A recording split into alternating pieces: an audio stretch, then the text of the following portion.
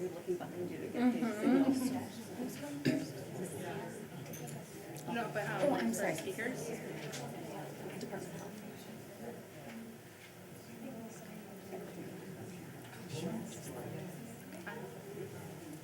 Hi, everybody. Thank you for coming. My name is Jennifer Bai, and I am part of the group that coordinated the efforts for this evening. I am a Stillwater area parent. I live in Oak Park Heights, and thank you all for coming. And I'm Christy Mack, and I have 2 kids in the district, and I'm just a concerned parent and citizen and want to help keep people informed on different matters in the area. I'm Megan Greeter, also a parent and concerned resident. I'm Andy McCready, and I'm a resident of Stillwater, and I'm going to introduce the Stillwater area informed residents, including these people back here. It's a group of residents and concerned parents who are interested in various topics relating to our schools, and so we've invited some expert speakers to educate us on certain topics. The first, we will have 4 topics today, and the topics will be clean water in schools, bullying prevention, student and teacher safety, and emergency response. Each speaker will have up to 20 minutes to speak, and then we'll have a Q&A for 10 minutes afterwards, and I will be holding up this card to indicate for the speaker to stop at a certain time. And the final speaker will be the Oak Park Police Department, and that will be a Q&A the entire time, so the whole 30 minutes. To ask a question from the audience, come up to the lectern and speak into the microphone. And then please try to keep your question having a local angle rather than a national angle, because we're interested in issues that affect our specific community. So the first speaker is the Minnesota Department of Health. Clean water in schools is the topic, and Daniel Symonik, PhD, is currently the Assistant Manager for the Drinking Water Protection Section at the Minnesota Department of Health. He was the Director of the Healthy Housing and Childhood Lead Poisoning Prevention Program at MDH from 2000 to 2015. Dr. Symonik has been with MDH for 25 years in a variety of roles in the Environmental Health Division. And then he will be giving the presentation, and then Anna Schleep is here for questions. She is a compliance engineer for the Drinking Water Protection Section at the Minnesota Department of Health. And prior to working at MDH, she taught physics, chemistry, and mathematics in Minnesota, New York, and Maine. Ms. Schleep earned her bachelor's degree from the University of Minnesota Morris and holds a master's degree in both physics and in engineering from the University of Maine. So, you can begin. Very good. Well, we appreciate the opportunity to come here tonight and talk about lead as an issue, and in particular the way it's impacting our schools and the water. Obviously with Ferguson, Flint in Michigan, you know, it's a topic that's gotten a lot of attention lately, and one that actually there was a 2017 legislation that we'll talk a little bit about that specifically addressed the way we're addressing lead in schools. So it certainly is a very pertinent issue. Just generally kind of what we'll cover tonight is just some background on lead health effects and trends, because in the last 5 or 6 years, we really have fundamentally changed the way we look at lead as a toxicant. For years, it was one way, and there really has been a change. So we'll kind of update some of that, talk about some of the lead sources, because while lead in schools certainly is a concern, it is in lots of different areas of our environment still. You would think after 2,000 years of knowing lead is toxic that we would have figured out we shouldn't put it in stuff anymore, but it just keeps showing up in things to our ongoing frustration. Then some of the specific leads in water, some of the guidelines, because unfortunately there's lots of different guidelines that don't always play nice together with lead in water. And then finally some of the things you can do at home to help reduce your lead exposure. So just in general, the health effects of lead. A lot of those up at the top of that chart up there with the death and the encephalopathy and those kinds of, we've known those for a long time, that as those high levels of lead, certainly cause dramatic acute health effects drooped hands. Actually, unfortunately, Minnesota has the notoriety of, we have the last lead fatality occurred in Minnesota. That was in 2005 when a child swallowed a Reebok charm from a pair of shoes, and it winds up it was pure lead. Talk about an interesting day at the office. That was quite an adventure. And we do still occasionally get reports in from that microgram per deciliter is the amount in your blood. We will still get some in the 30 and the 40 and occasionally a 60 or a 70, but we really don't get those anymore. We've come a long way in preventing lead. Now, where we're really trying to make inroads now and get folks to pay attention to are those way down at the bottom of that, down at 10 and 5 micrograms per deciliter. So when a child has a blood lead level down there, there really is no impact. They don't feel sick, they don't look sick, there's nothing that's going on. What it is it's interfering with the development of their brain. And so it's not something like a doctor can go look and see. So that's why our public health approach of primary prevention is very important, of knowing the risk factors, and then based on that, you do your interventions. So here again, that we've made progress. You know, you can look back to 2000, we had on the left-hand side are the number of children above 5, so that is our definition of elevated. And on the right-hand side, which is the line, those are the number of kids above 15, which is where enforcement actually comes in. So someone from the health department will knock on your door and look, and they have the ability to write orders and those kinds of things. And so, you know, back in the 2000s, we had 400 kids that needed attention from a legal enforcement standpoint, and we've gotten that down to well under 100 now. So we really have done a good job in getting lead out of the environment. We're just not quite done yet. You know, that doesn't quite get down to zero. And so our challenge really is back in the 70s when lead was in gasoline, I mean, our risk was way up here, and we got rid of the lead in the gasoline. Well, then we started working on lead in houses because it was lead in paint, and that whole time the lead in water has been down here. It hasn't really changed over the years, but now as we make progress with lead in homes, now all of a sudden this begins to become significant. And so that's it's not that we've suddenly discovered lead in water. I mean, it's been there all the time, but when you have a risk way up here, you're not going to work on this one. You're going to work on the most important one. And so in some ways, it's a reflection of our progress that we actually can worry about lead in water. That means we've gotten it out of all the other places. So the other thing about lead is people get very frustrated because it's like, well, just make up your mind. Like, where is it going to be toxic? And one of the things that our department really functions on is we learn stuff. We track the research, and you can see over the years, starting back in 1960, the level that was considered harmful was 60 micrograms per deciliter back in the 60s. If we would get a 60 today, that's considered a medical emergency, and we would call an ambulance, and they would go in for chelation to the nearest hospital. So that shows you how much we have changed the way we view lead as it has gradually come down as we do better. And then you can see there in 2012, it actually comes down to based on the epidemiology, there is no safe level of lead. It kind of acts like a carcinogen where there really is there always was this number, like, well, just get to that and then you're fine. But we kind of don't have that number anymore, and that's this fundamental change. For years and years and years, we were always like shooting for something, and even though we moved the number, there always was something we were shooting for, and now we've completely transitioned into a primary prevention model. Now the challenge with that is, because lead is in so many different places, it's not reasonable to say, well, if there's no safe level, there should be no lead.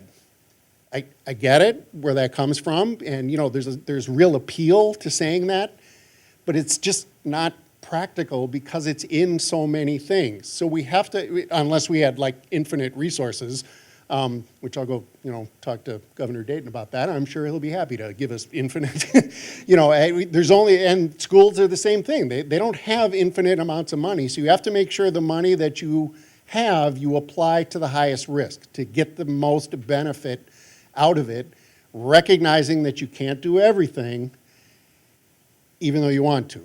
So it's kind of hard. So even though you'll hear us say there's no safe level of blood lead exposure, which is true according to the research, we have to find a way to balance that to what is a reasonable approach. And so you get into risk assessment and local priorities and all those kinds of things, which is where we then try and set it up so that the local communities can really make their own risk priority decisions. So all those different things that lead is in. By far still, it's in lead in paint in houses. So it's houses built before 1978. The paint that was used on windows and doors, what happens is the window goes up and down, it creates a dust. The dust gets down on the floor. The most risk person is a child between 9 months or so when they start crawling up to about 2 years, and it's hand to mouth. And so when the dust gets on the floor, the child goes by, gets on the hands, hand goes in the mouth, which is a normal developmental stage. That's perfectly normal for kids to put their hands in their mouth. But when it's covered in lead dust, that's how it gets into the child. And so that remains the most common exposure that we have today. But as you can see, it's not the only one.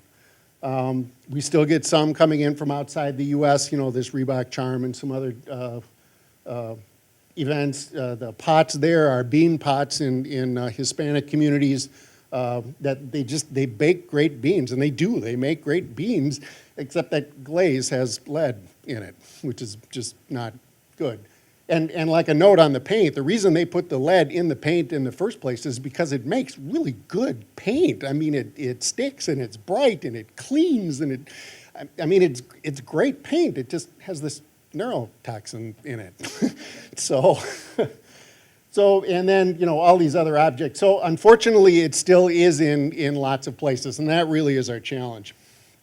So now for lead in water, it really isn't typically found in that source water, so it's almost never, in fact, to my knowledge, never has been found in the actual groundwater or the surface water that kind of comes into the plant.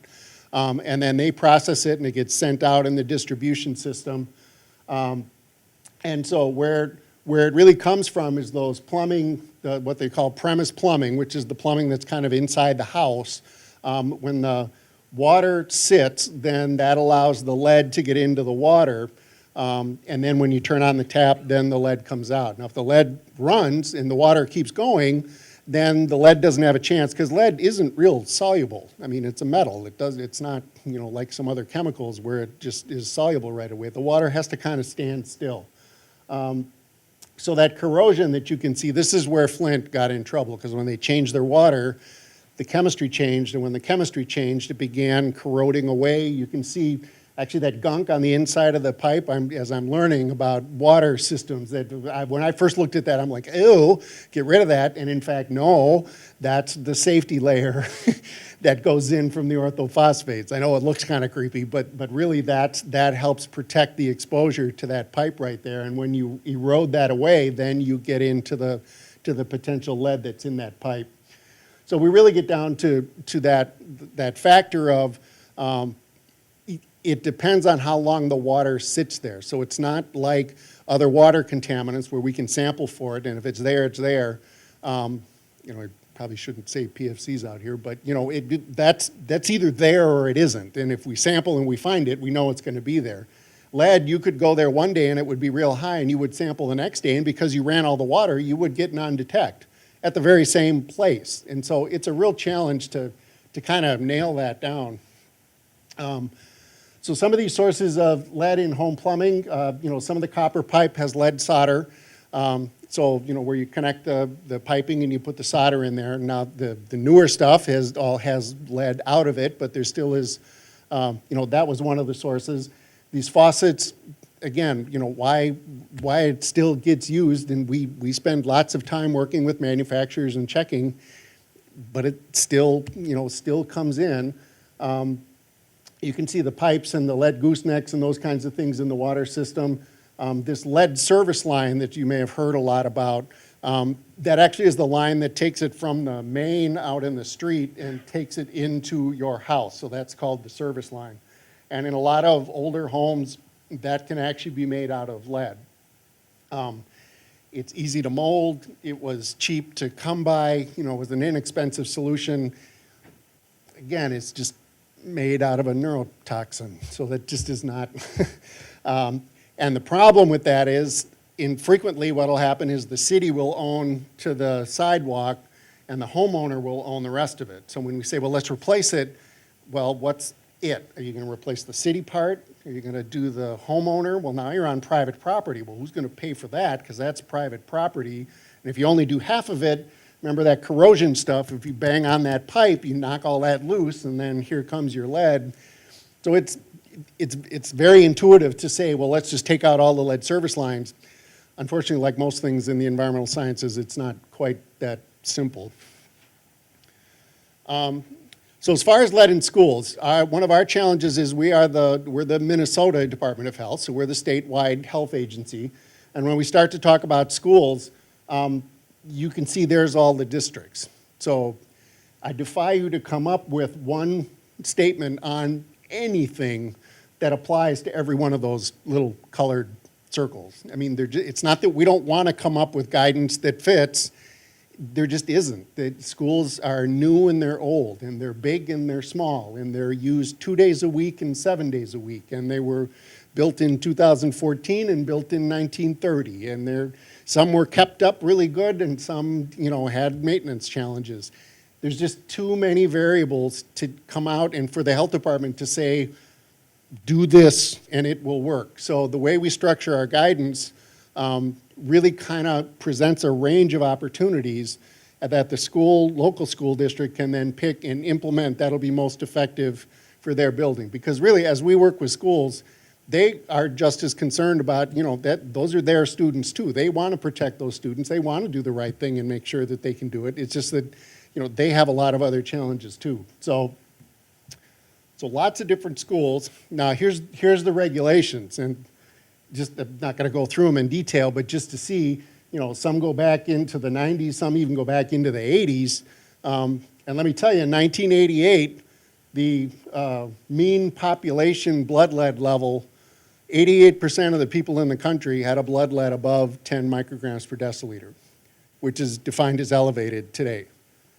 Let me repeat that. 88% of the population in the country had a blood lead above 10 in the early 80s. That's me, by the way. So it's every time I don't get something, I'm like, see, remember when I grew up. So number one, we've come a long way from that, but number two, as when these laws were put in, it was just a very different understanding and a very different environment of the way we did things. So some of these are guidance, so we want them to do things. Some of these are statutes where we actually have enforcement authority. Some of the Safe Drinking Water Acts, they're designed to protect the whole system, and so they have a way of collecting in certain places, and then if the 90th percentile is below a certain number, then they meet the standard. Well, you could have one house that's really high, and that percentage would still be low. And so it's a challenge to then use that law to come into a single school and say, well, based on this law, you have to do something, because that's just not the way it's put together. So here's the law that got passed. 2017, it's going to become effective in July 1st. It required three things. The school has to have a plan for sampling. They have to test the water at least every 5 years, and then they have to make those results publicly available. So that's what the law said. And we have to base that on some of the current guidance, not all of which is the most current. So we're trying to find a way to make sure that we have the most current public health prevention or information in there, along with some of the old ones. So those are the three aspects that the law has to do. But because we're the public health agency, just testing and giving you the numbers, that's not public health. So we want, once those numbers come out, now what? What should we do? And so these are some of the things that you can do at home to reduce your levels of water, your exposure from water, but a lot of these also apply to the schools. And so, tonight we're talking about the schools, but really these do apply to both, as far as using the cold water and let the water run. Again, if the water is moving, it doesn't collect the lead. And keep those aerators clean. So if like a little piece comes off, goes out and it gets stuck in the aerator, if you just take that off, you can clean that out. That'll frequently help. So what happens if you find lead? And, you would have to take that sample and send it into a certified lab, and they will do that for you. They'll come back and give you the concentration. That doesn't mean you automatically have to go ahead and replace all of your plumbing. Just like when a school finds a high level, that doesn't automatically mean that they have to go in and rip out all the plumbing and put everything new in. There are a variety of ways, some that may be legitimate in a certain situation, some that frankly may not. Again, you have to understand the building to know what's going to work best. But this let the water run, sometimes you do need to replace it.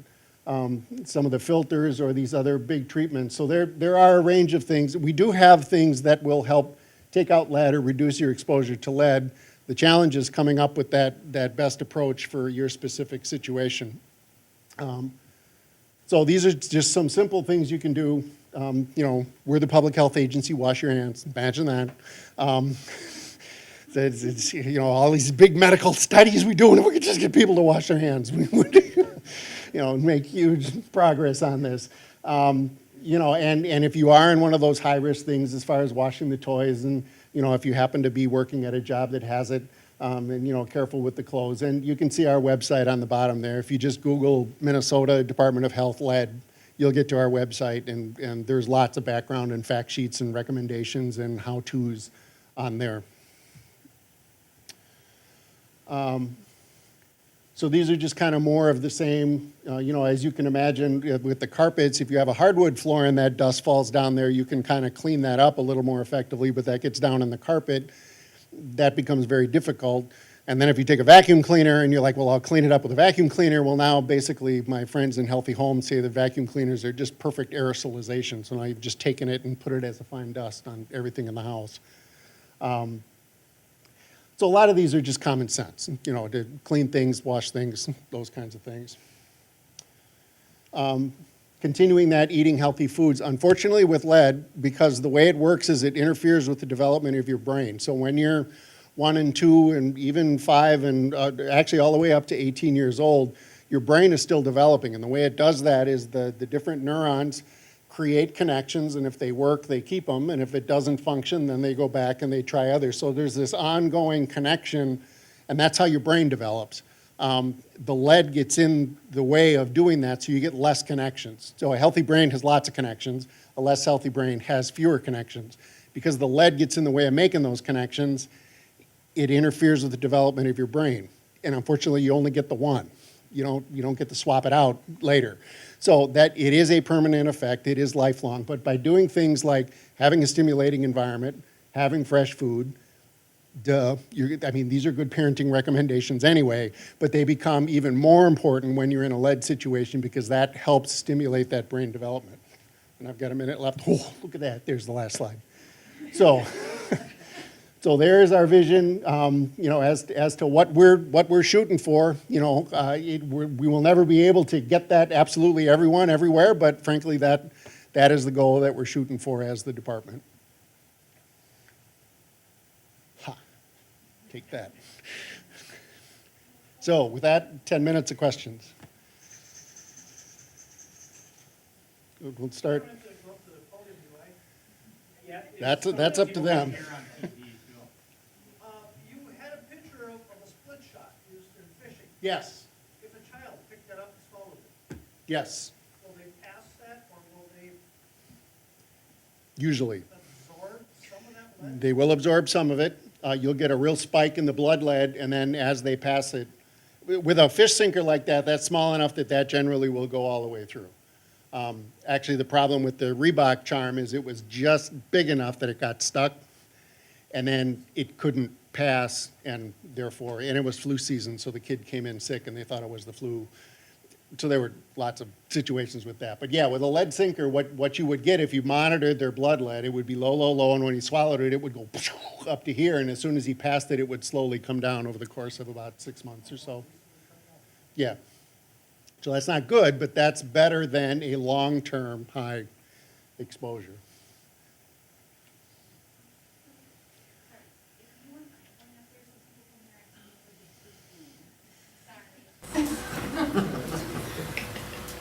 It's just a really quick question.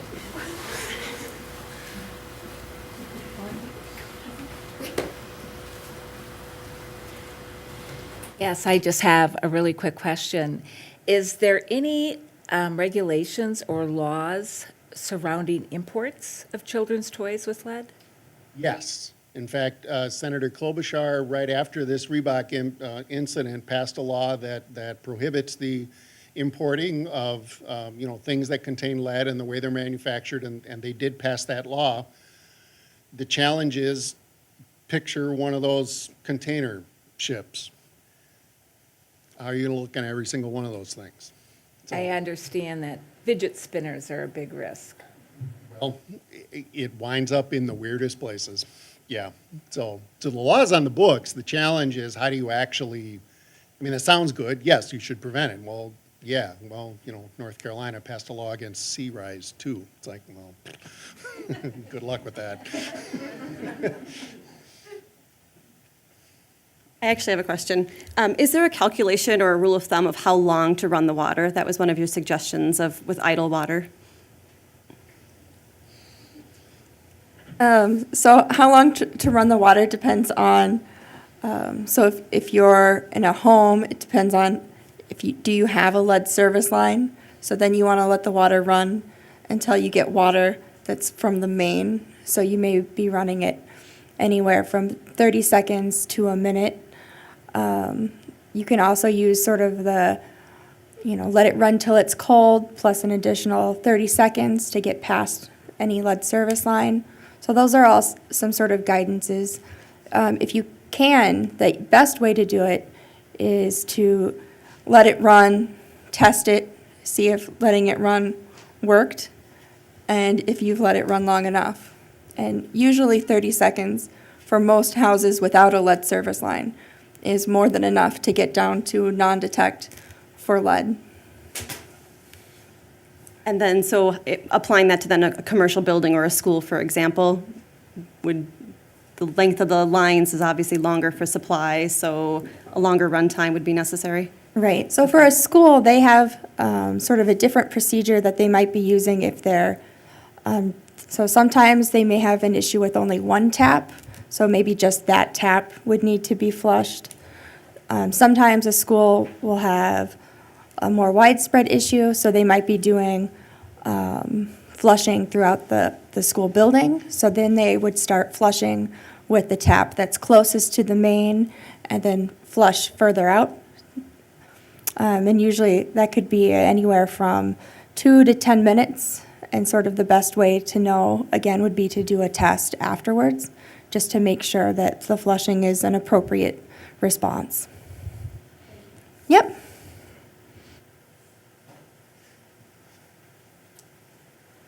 Are you aware of any instances where construction dust that in old neighborhoods has caused spikes in levels of lead in people? Yeah, if you talk to Minneapolis or St. Paul, when people are sandblasting their houses, we used to have a problem with the water towers, and now that's why you see those big curtains go up, because that tries to help prevent that. Because you still can have lead in industrial paint, because in theory, it's not going to come in contact with children unless you sandblast it off a water tower. So it does happen on occasion, yeah. And Okay. so, but the risk assessors, when they come in, when the child gets that elevated blood lead, they come in and look at all the different things, and they will look at all those exposure pathways. And in fact, when they see the neighbor with a, sandblasting going on, it's like, well, we know to include that. Thank you very much.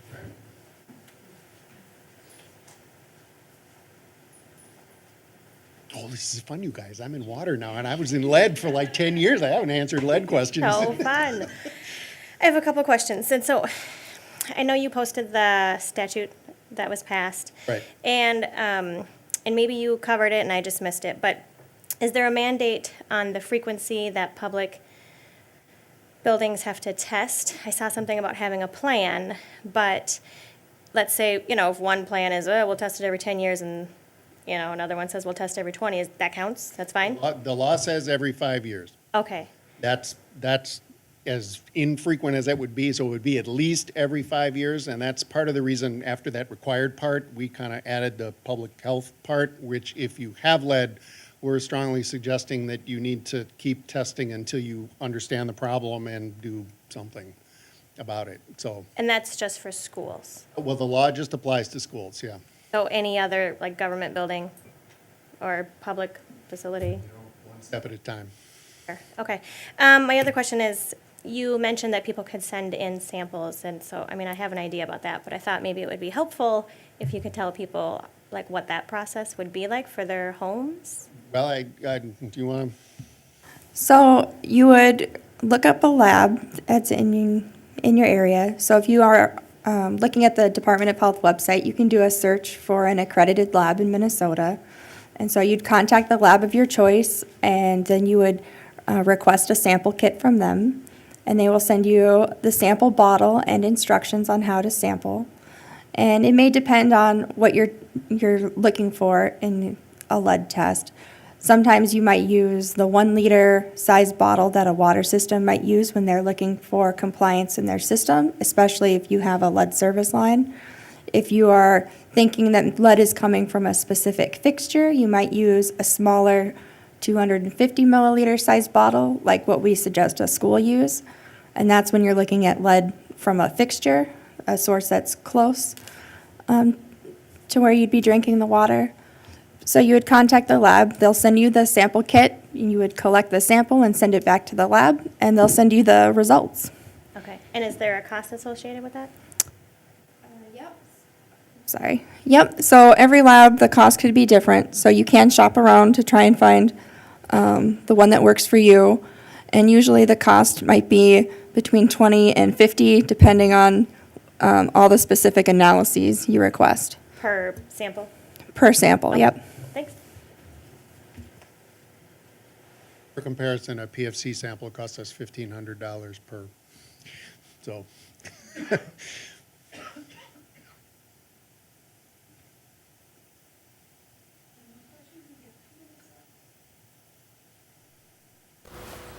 Okay, our summary message is lead is bad.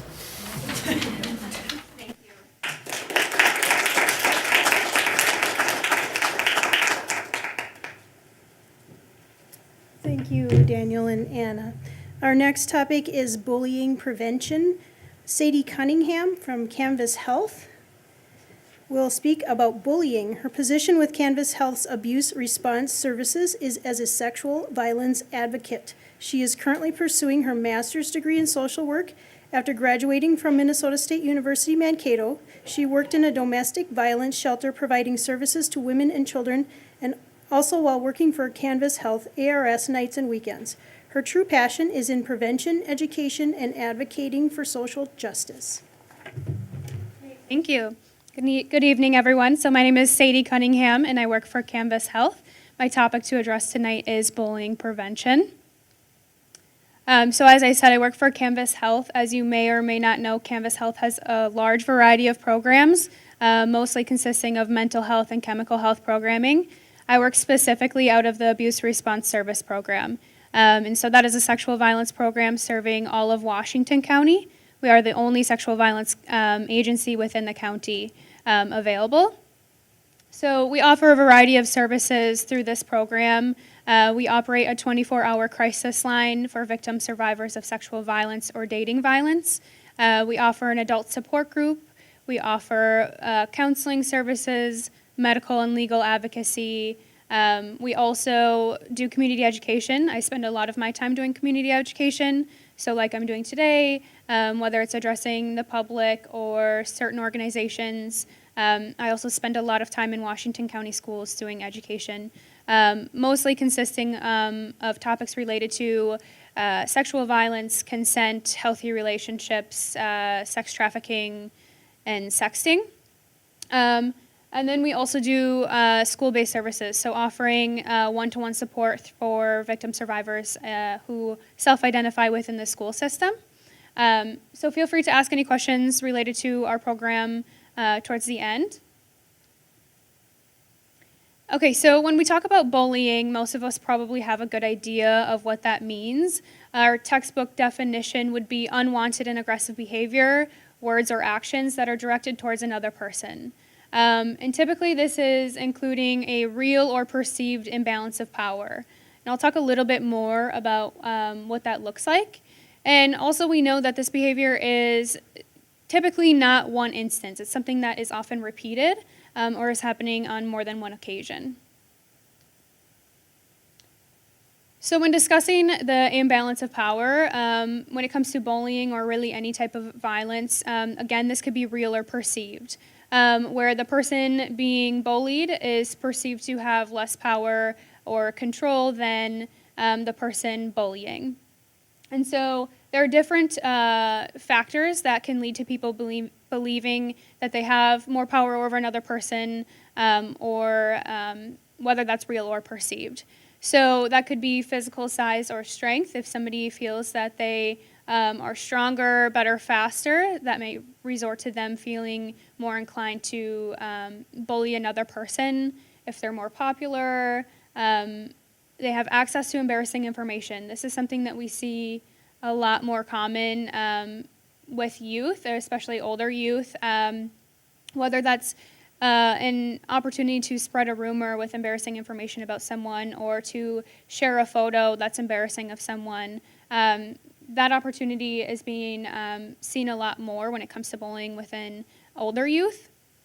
And then I say behind the screen. So often we're seeing bullying take forms online as well.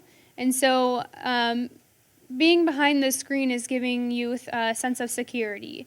Maybe if they wouldn't say something or address something to someone in person, they'd feel more confident addressing or saying something online or through social media.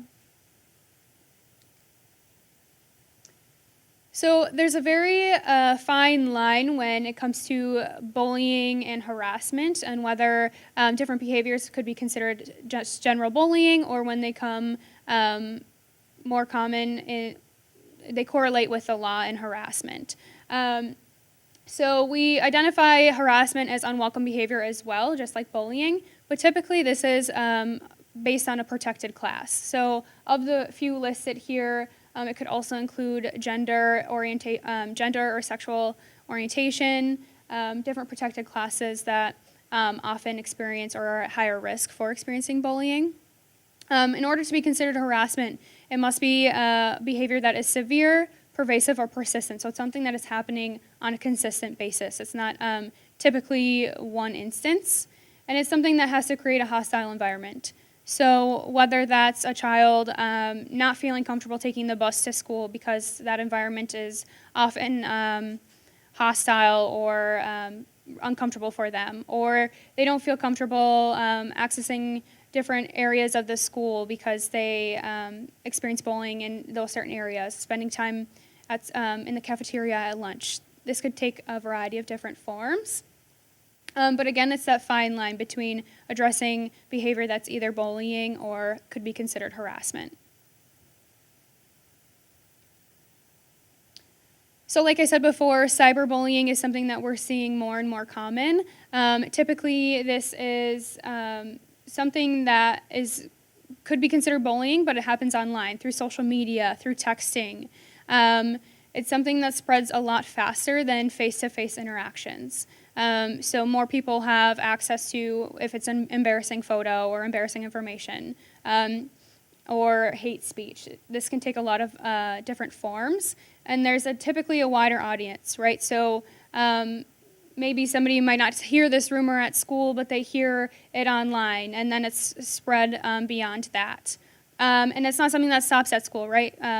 Most youth, when they have access to technology, especially older youth, they have that technology throughout the day or after school. They take it home with them. They have access to social media.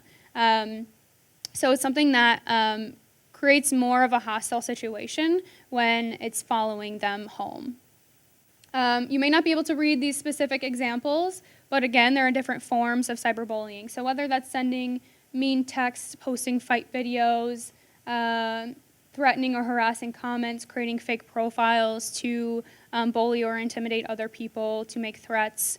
It's something that we're seeing more and more common. So a lot of people want to know what the risk factors are. Of course, there are certain populations that are at higher risk for experiencing bullying. But really what it comes down to is these different factors. What are the factors of the individual that may put them at higher risk for bullying? whether that's like their personal values, the way they function in social environments, etc. How does their family function, and what are the family values? What do they learn at home? How does that play a role in how they're treated at school or on social media outside of school? What is the school environment? How does that play a factor in bullying or harassment? Is it something that's being addressed within schools? Is it something that is commonly happening in schools? This can all play a role in people's risk for being bullied or harassed. And also with their peers, right? We know a lot about peer pressure and popularity and feeling the need to fit in and be able to socially interact with other people in a positive and healthy way. Are our peers encouraging that healthy behavior, or are they not? Are we feeling pressured to maintain a certain status or maintain certain friendships and therefore bullying another person? Typically bullying, we often believe that it includes two people, the person being bullied and the person bullying. Often there are more involved people in the group. So people who recognize this behavior but don't know how to step in, or recognize this behavior and do nothing, or they give into the behavior as well because they want to maintain a certain social status, or because they feel that they have that imbalance of power. And lastly, the community. What does our community do to address bullying, to address harassment? These risk factors are very general, and it could go for bullying, it could go for sexual harassment, sexual violence, relationship violence, really anything related. So there are also significant risk factors. So based on research, we know that people with learning disabilities or ADHD, autism, people who speak different languages other than English, people who are overweight or underweight, have specific healthcare needs, or identify as LGBTQ are at higher risk for experiencing bullying.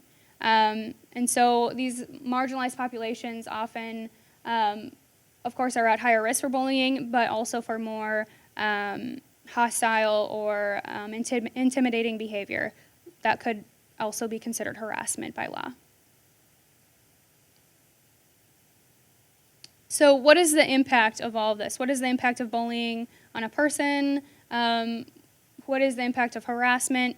We know that it can put children at risk or youth at risk for experiencing mental health issues. So you're at higher risk for experiencing depression, anxiety, other mental health issues if you are a victim of bullying, harassment, etc. And then, especially with harassment, creating that hostile environment, it can lead to youth doing more poorly in school, lower academic achievement.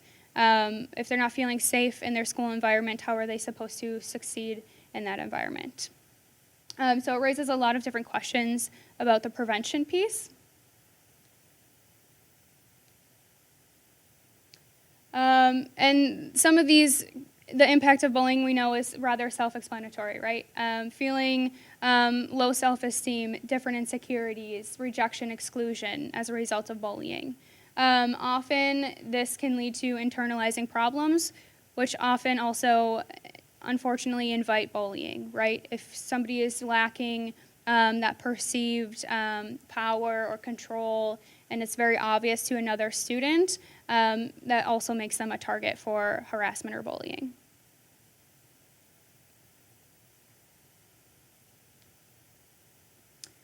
So how do we identify bullying victims versus somebody who may not be experiencing bullying but needs other support services? It's rather difficult, but really it comes down to communicating with youth and asking them what's going on with you, what's happening, are you okay, etc., and then connecting them with the right support services.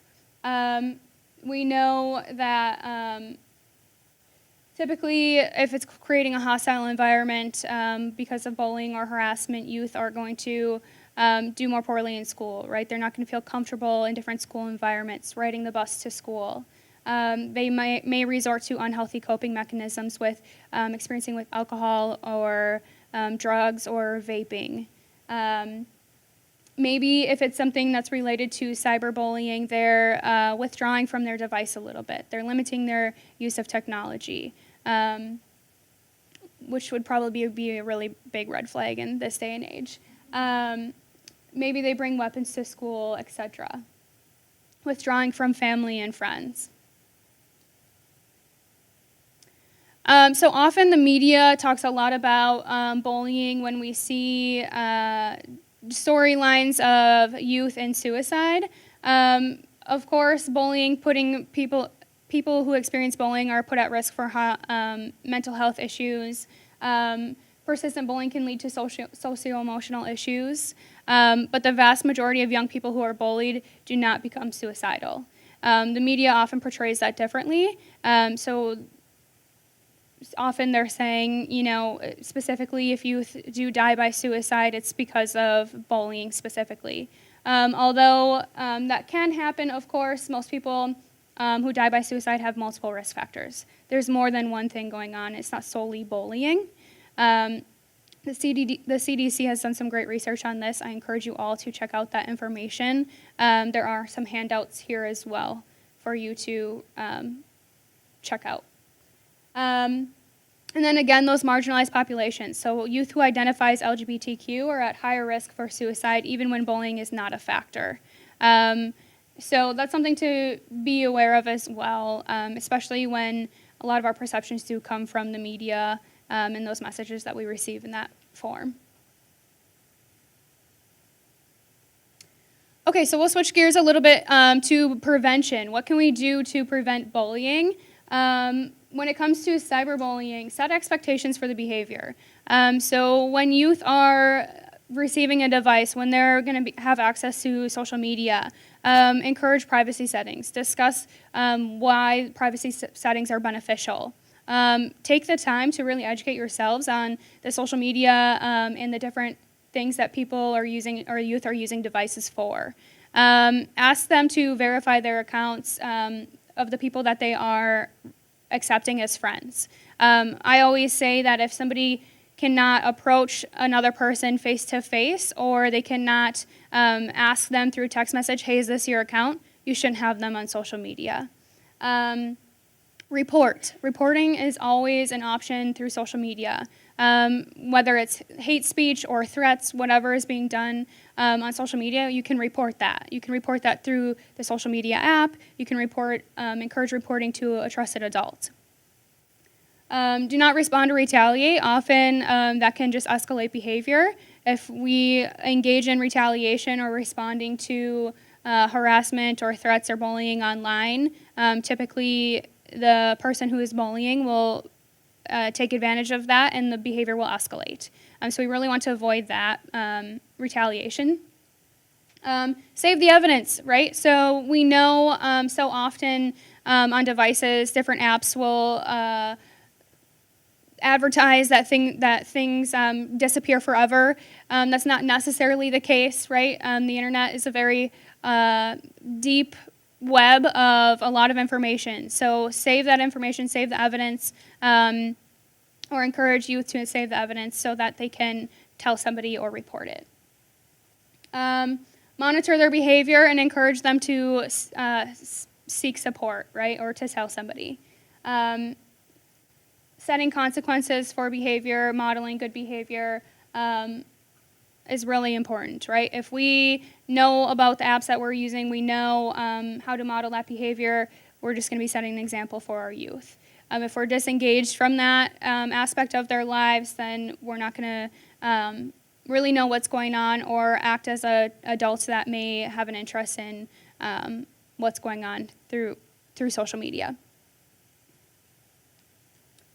A focus on social climate. So what can we do in society, in our everyday norms, or to change norms of cyberbullying, to change our behavior in treating people as equals? That's kind of grand scheme. There are a lot of different ways in which we could do this, but creating those safe environments is what's really going to help youth and also know that this behavior is unacceptable.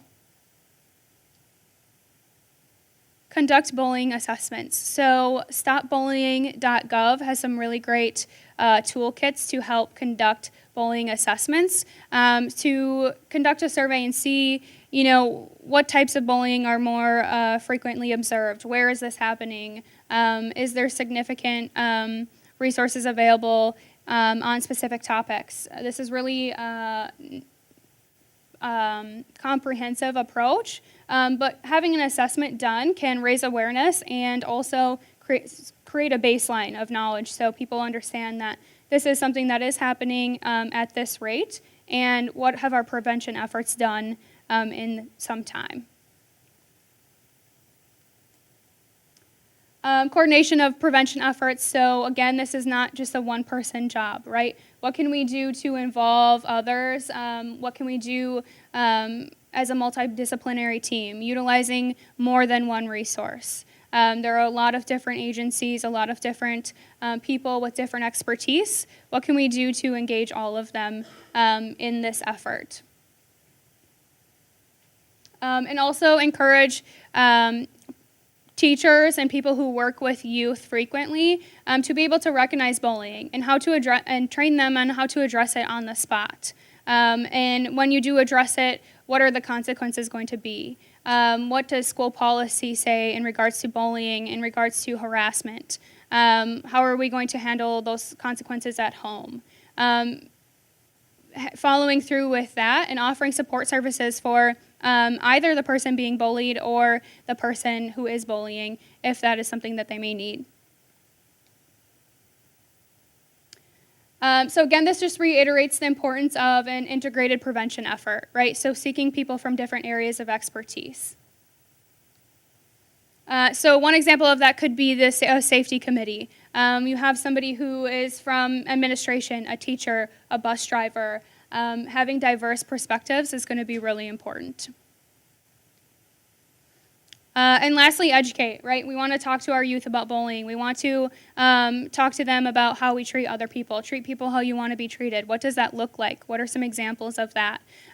Build empathy within them, and also give them the skills to have some self-reflection, right? There are a lot of different reasons, whether it's the imbalance of power or wanting to maintain a social status that people might give into bullying. That doesn't necessarily make them a bad person, but how can you self-reflect on that behavior and identify how you want to treat other people going forward? Know your local resources. So invite education into the schools, into your home. Use media or movies as a way to start conversations in the home. You watch a family movie and there's some behavior that is unacceptable or would be considered bullying. Address it during that movie and say, hey, like, I recognize this. This is not something that I would ever want somebody to do to me, etc. And socio-emotional learning as well is really important, and I believe Stillwater School District is working towards developing those standards within lower grade levels. So really focusing on that socio-emotional learning and those behaviors. Okay, do we have any questions? I'll ask one. So you were making, you had two different slides on the differences between bullying and harassment. So if a student is experiencing something somewhere in there and it doesn't quantify or classify as harassment, other than their parental or the teacher, there's nothing actually protecting them unless there is a school policy or a member of the staff that's going to be representing them. Yeah, so yeah, it depends. Whether it is a member of staff or through parental supervision, you can contact other people's parents. Typically, there is a school policy. So as a parent, you're the advocate for your children, right? Advocate when it comes to the school faculty and what you can do in those ways to push for either policy that's more specific or for consequences of bullying. And also, one thing I forgot to mention too is like other peer education, peer support. So students or youth tend to receive messages much better from other youth. So encouraging that dialogue with your youth or specific youth that are interested in these topics and enforcing it in that way. Okay, thank you.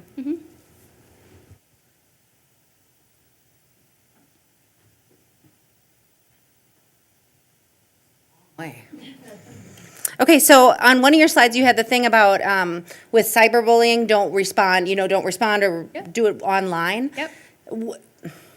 You remember Back to the Future when the guy, he confronts the bully, like in person, and it kind of ends the bullying? Is it more effective than if you are being cyberbullied to confront the person the next time you see them and say, hey, it's enough of that? Or is it better just to ignore it? I mean, if you're being bullied, I know you don't want to fight it out online, but is it Right. better to confront it in person, or is that not effective at all? I don't know if there's really a correct answer there. I don't think necessarily that we want to address it in person because, again, that retaliation piece. Typically, when it comes to bullying or harassment with that imbalance of power, a person who is bullying another is going to feed off of that energy. And getting a reaction is going to encourage them to be more aggressive or more hostile. So when it comes to cyberbullying, like reporting it online, reporting, hateful comments or hate speech, something like that, you can do that online. If it's in person, it's difficult to say. I think reporting, it's difficult because sometimes we encourage youth to work problems out themselves first. But having the conversation that, as a trusted adult, I'm here for you in these situations and I will advocate on your behalf, I think is more important because you don't want to risk that escalation. Okay.